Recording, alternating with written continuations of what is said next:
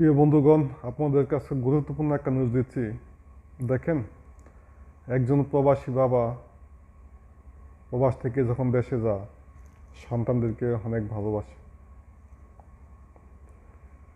এক প্রবাসী দেশে যাওয়ার পরে ও ভাবছে যে আর না, আর বিদেশ করবে না। ও ছোটোখাটো একটা ব্যবসা হয়েছে, ব্যবসা করে বাড়িতে আসছে, ইফতার খাইছে। ইফতার খেয়ে তারাবির নামাজ পড়া গেছে। যাওয়ার সময় তার ছেলের কাছ থেকে মোবাইল ছিল, মোবাইলটা এসে নিয়ে গেছে।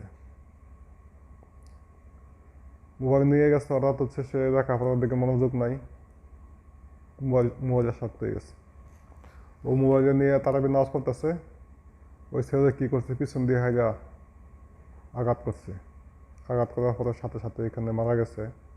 তারপর এলাকাবাসী আইসা পুলিশকে ফোন দিয়েছে, পুলিশে হাইরা মানে ছেলেকে গ্রেপ্তার করছে এবং রাস্তা নিয়ে গেছে।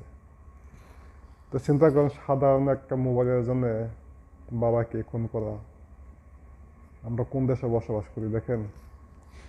এখন আমাদের সমাজের মধ্যে ছেলের কাছে মেয়ে নিরাপদ নাই, আবার ছেলে মেয়ের কাছে বাবার জীবন নিরাপদ নাই। 5 বছরের বাচ্চার জীবন নিরাপত্তা নাই, 8 বছরের বাচ্চার নিরাপত্তা নাই। আবার একজন গর্ভ অবস্থা মায়েরও নিরাপত্তা নাই। আমরা কিসের উপর বসবাস করি, কিসের মন মানসিকতা বলেন? এই সমাজ আমরা কি, কার দুঃখ কে শুনবে, কে কার কাহিনী শুনবে কোন?